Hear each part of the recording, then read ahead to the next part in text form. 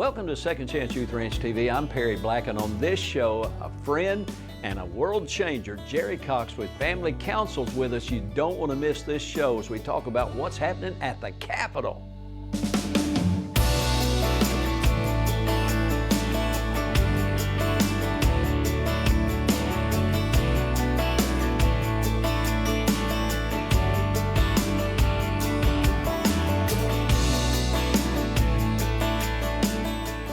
Hey, welcome to Second Chance Youth Ranch TV. I'm Perry Black, and on this show we have another very special guest, and almost, it would be fair to say, a friend. Are we there yet, Jerry? I believe we are there. I can't remember when I didn't know Perry Black. I mean, it's been years we've known each other. Jerry Cox, I found out about Family Counsel probably the year or the second year after we founded Family Church in Bryant. Mm-hmm. That was Father's Day of 1990, and when was Family Counsel?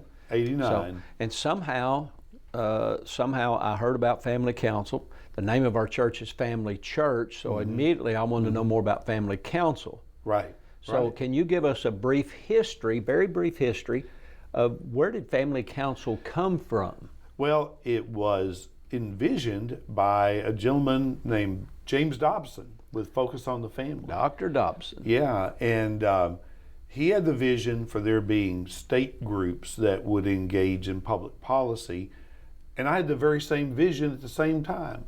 Imagine that. God talks to multiple people about the same thing at the same time. Yeah. And so I thought, that sounds like a good fit for what I want to do. And so, what were you doing at that time in 89? I had been doing pro-life work. Yeah. We had actually got an amendment to the Arkansas Constitution passed that prevents public funding of abortions. And I'd been involved with that for about 4 years. Before that, I was a high school teacher. In Lake Village? I taught down in Lake Village and also taught at Pulaski Academy in Little Rock. And so God just moved me out of the teaching world into the kind of political, pro-life type world. But 30-something years later, we are still at it. We have a staff of about a dozen people now. And I say we go to the state capitol and take the values of the Bible and Sunday morning church straight into the halls of government, and we do our very best to see those values implemented in law and in rules and regs and in what our state does. What do you say to people when they say, well, you can't regulate morality? Oh my, that just makes me want to jump up and pound the table. Well, let's do it. All right, there's the table.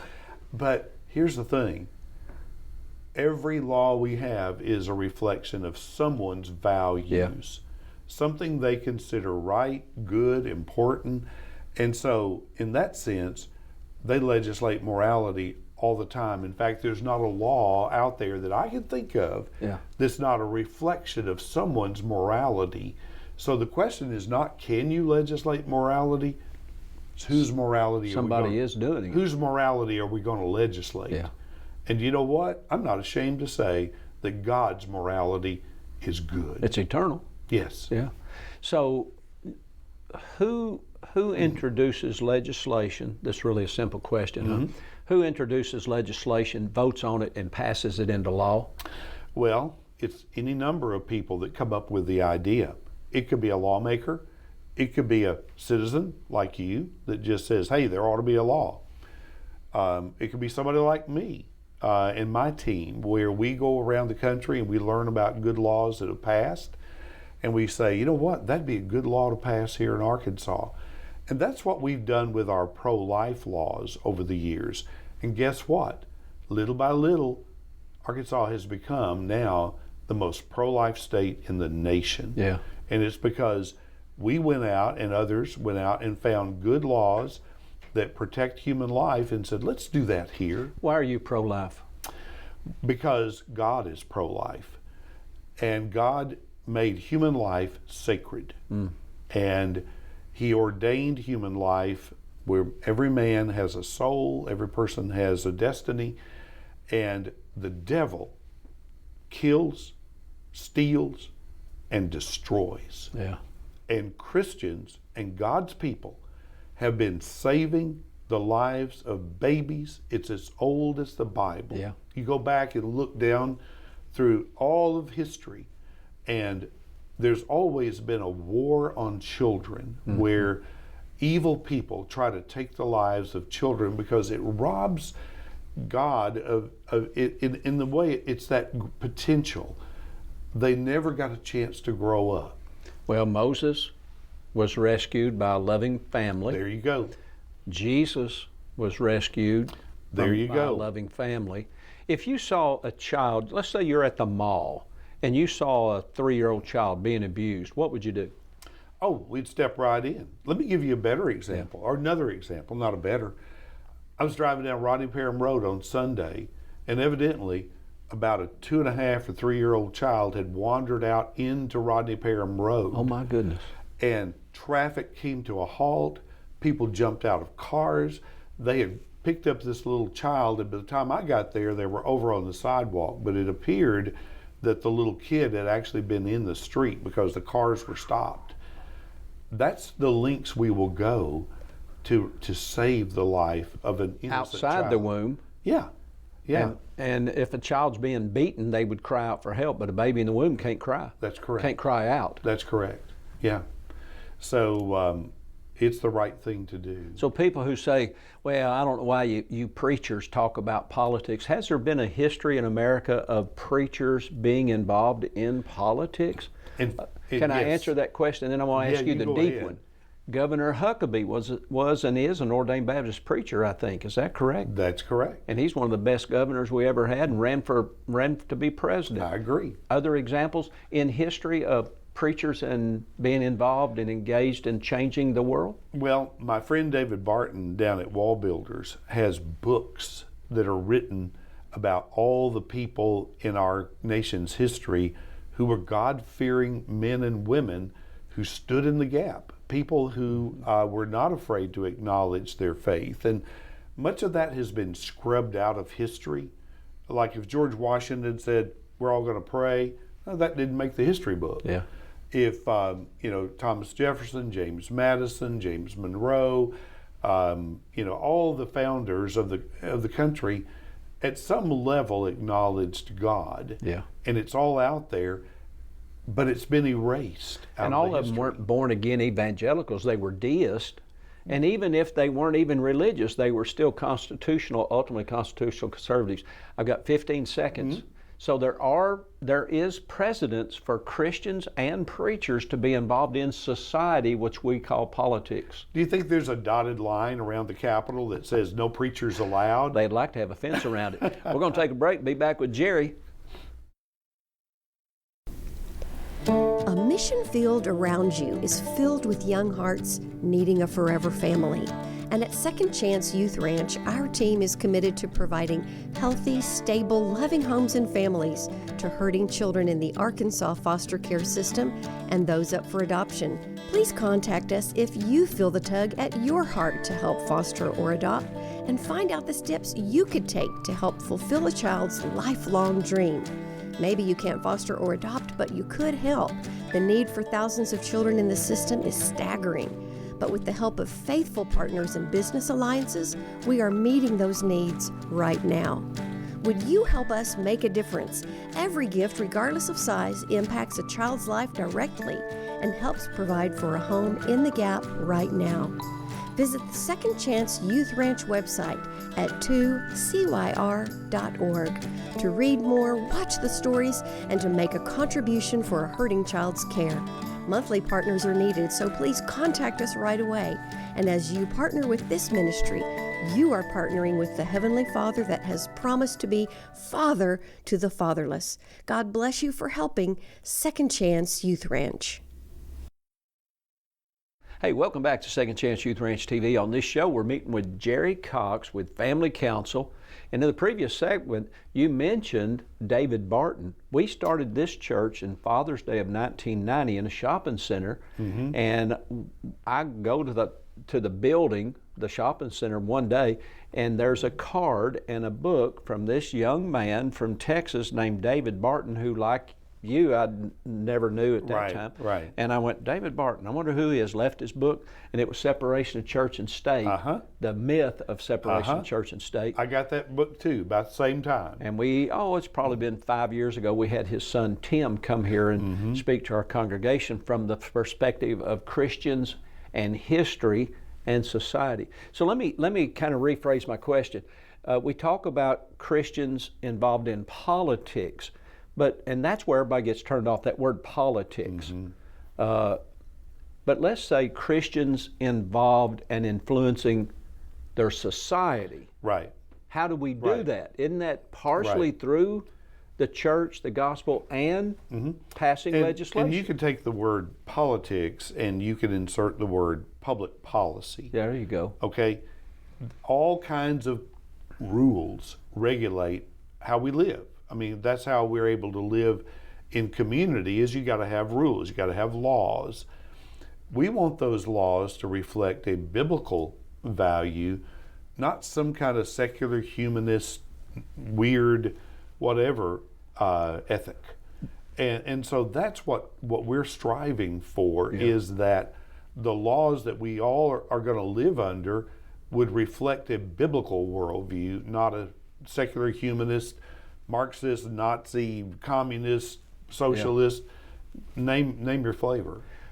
Since this show is about fostering, mentoring, and adopting, does public policy and politicians and legislation in some direct way and indirect ways affect foster kids and families? It does, because think about this. If there is a public policy, which there was in the 1960s, that made it more financially advantageous for a man to abandon his family, divorce his wife, and leave them, because guess what? Bigger check from the government. Now mom is home with kids, more money. And there were people that were literally encouraged. Hey man, divorce your wife, she'll get more money, it'll be a financial boom. Well, guess what? You pull dad out of the home, and that's like the foundation being pulled out from under the house. And somebody passed that policy and or legislation to make did. that advantageous. They did. And that went on for years and years. And now we have generations of people who, mostly for that reason, many of them have grown up in single parent homes, and that becomes the norm then for a lot of people. And they say, well, I grew up without a dad, I guess I'll raise my kids without a dad. And it goes on generation after generation, and we see entire communities that are a train wreck. Imagine if every child, I know it doesn't happen this way, every child got to live in a stable 2-parent household with a mother and a father. Imagine how many problems would just disappear, because that's, guess what? I believe that's God's plan. Yeah. Well, my father-in-law, late father-in-law, worked for the VA. He was a social worker, a counselor, master degree. And I asked him, and I was a young dad with 2 young girls. And I asked him, I said, JL, why do we continue to pay people to have children out of wedlock?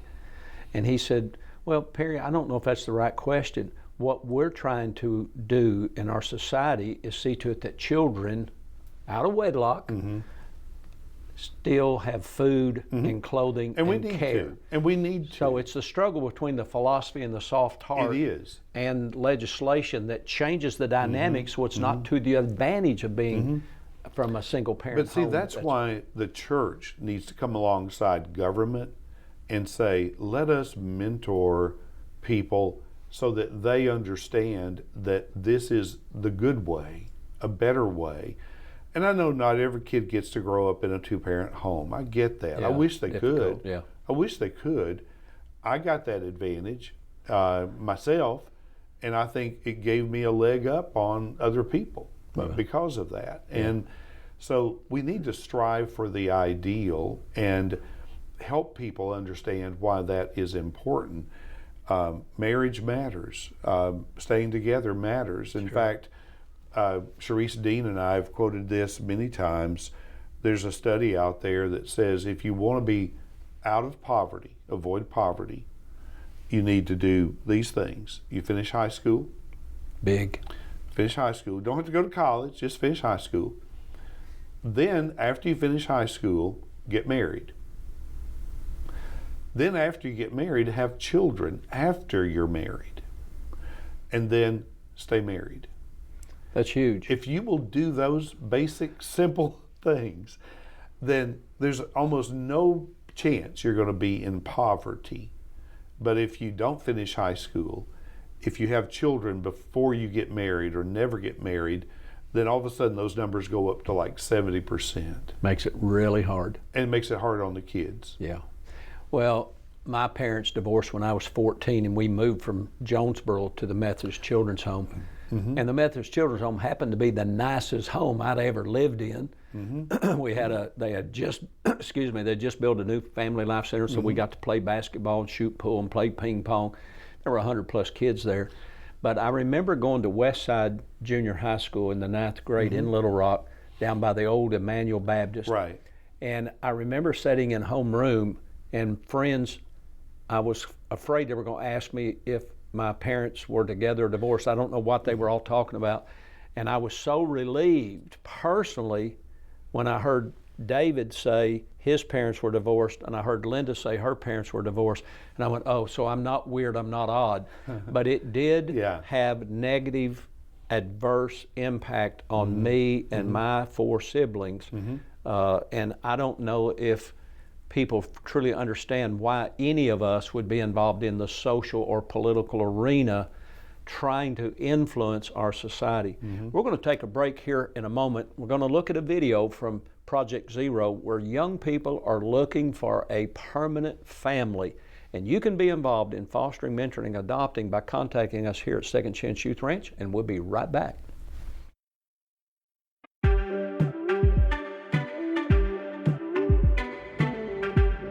Let's pretend we're at a restaurant. What are you going to order for food? Let me see. Sandwich. Hi guys. My name is Asher. Yes, make sandwich. What kind of sandwich are you getting? I'm getting bananas. Yeah, I know how to write. Easy peasy. F-I-E. Ta-da! I write my name. Come on.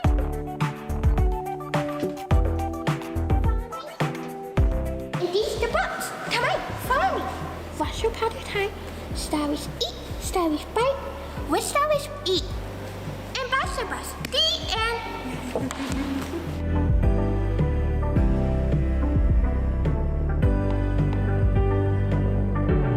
Come on, stand up.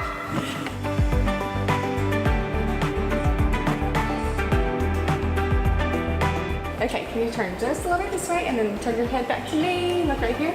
Okay, can we get a picture?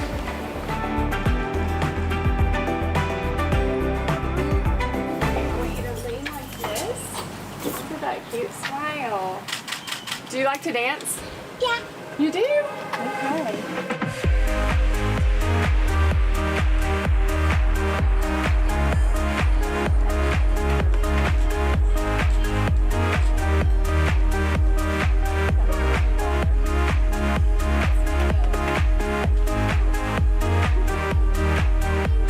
Yes, go in. Okay.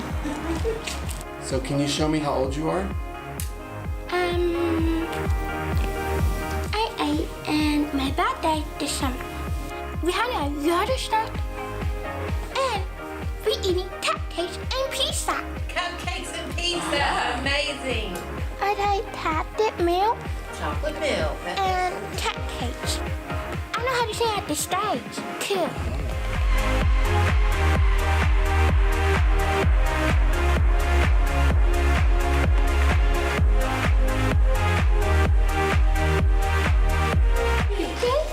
Thank you. Come on, guys. Let's go. Doctors are watching. Peace out. Bye.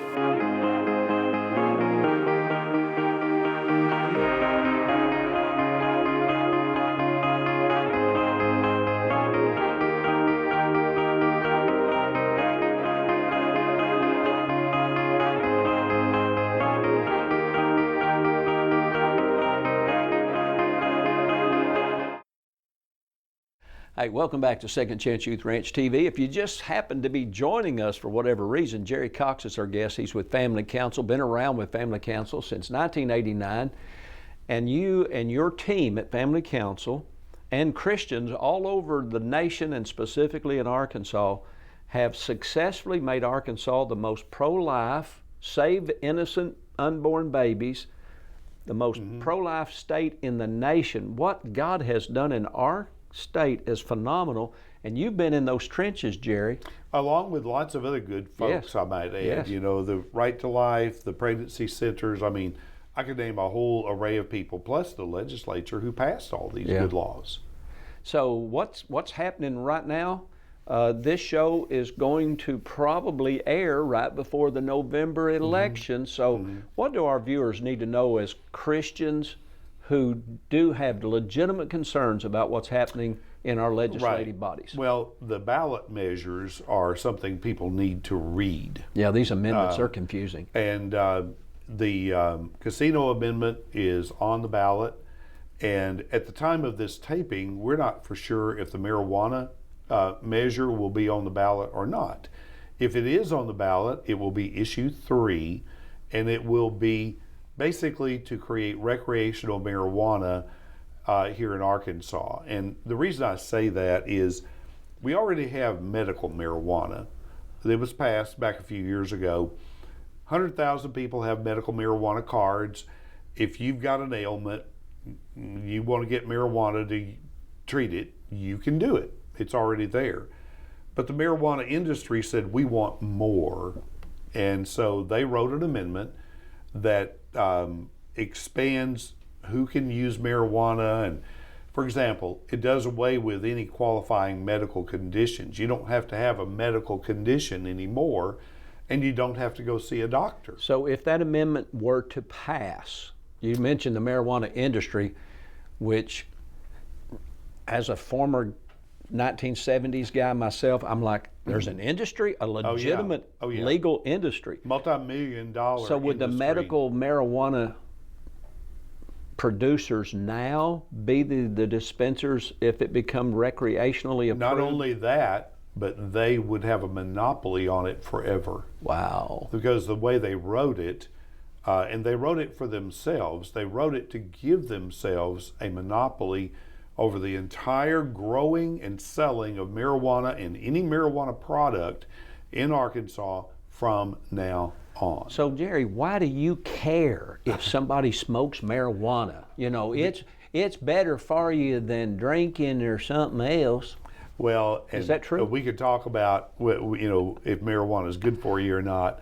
For one thing, there are 20,000 peer-reviewed studies out there that show that marijuana is very harmful to people. Many times you smoke it, not all the time. Well, it can result in permanent memory loss, permanent loss of IQ.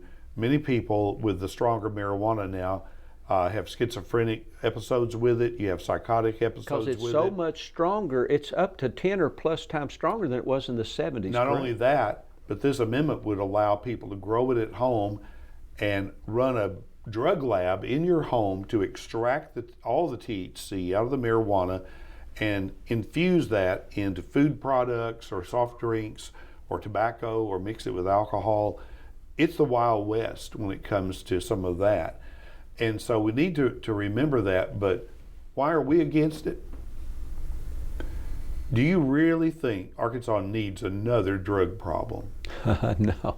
I traveled all through the United States, and hundreds of schools in Arkansas back in the day just say no. Right. And young people and adults have been saying way too many yes. Right. And I've seen tears in the auditorium when we talk about death due to alcohol and abuse, and marijuana is extremely strong, and we're finding scientific proof that it's detrimental psychologically. It's addictive. It's psychologically addictive, where a certain percentage of people that start using it, especially when they're younger, will become dependent on it psychologically, and they will not be able to function, they think, without using it. And so the industry is feeding their lies into the mainstream media and making people think that there's no harm in it because there's billions of dollars to be made selling it.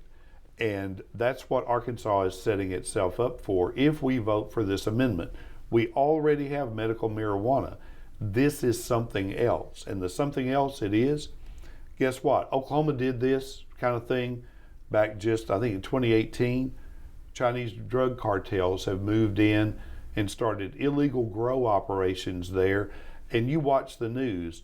Our police force is intercepting truckloads of marijuana rolling out of Oklahoma. Right in front of this church on going right down I-32. the interstate. Yeah, yeah, I-30 and I-40, it's there. And I mean, you can put your head in the sand and say, oh, it's okay. No, it's not okay, because there are victims and tragedies at the end of this pipeline. And people say, well, I'm not going to smoke it, but who am I to tell somebody else? Tell that to the family that was waiting for their college-age son to meet them, I think down in Van Buren, Arkansas, and he was up in Fayetteville. He never made it because a guy that was high on marijuana and alcohol crossed the freeway over there, ran into that boy and killed him. Yeah. And he was just going to meet his family. There will be innocent people in increasing numbers hurt by this. And shame on this if we inflict this on our society and our state. Yeah, it's really kind of a wicked web, because the heart of man's desperately wicked. And without Jesus Christ in your heart, transforming your mind through the Word, it is really difficult to get beyond the philosophy of do your own thing as long as you don't hurt someone, and just get to the point, I don't need drugs. I don't need alcohol. This would allow advertising. Hear me. Right now in Arkansas, you can't advertise marijuana. But if this passes, the door is open for TV ads for it, Influencing cell our phone, children. your computer. Kids will see those ads and they will think it's okay. And I'm sorry to say it, but that's part of the market expansion that some people want to do. And our kids are out there and they're reaching right out there trying to grab hold of our children. And this amendment will allow that. Just like cigarette companies and the Camel characters. Joe Camel, all those things. And the vaping industry and so forth. That we say, okay, adults have free choice. We got 15 seconds. Adults have free choice, but it's the influence upon young, impressionable minds. That's why this show's on the air. It's because children in our communities are being impacted, and it's impacting our families. And that may be one of the many reasons why there's a crisis in foster care in Arkansas and the nation. Stay tuned for next week, and we will continue to encourage you to make a difference in the lives of hurting families and children right here at Second Chance Youth Ranch TV. God bless.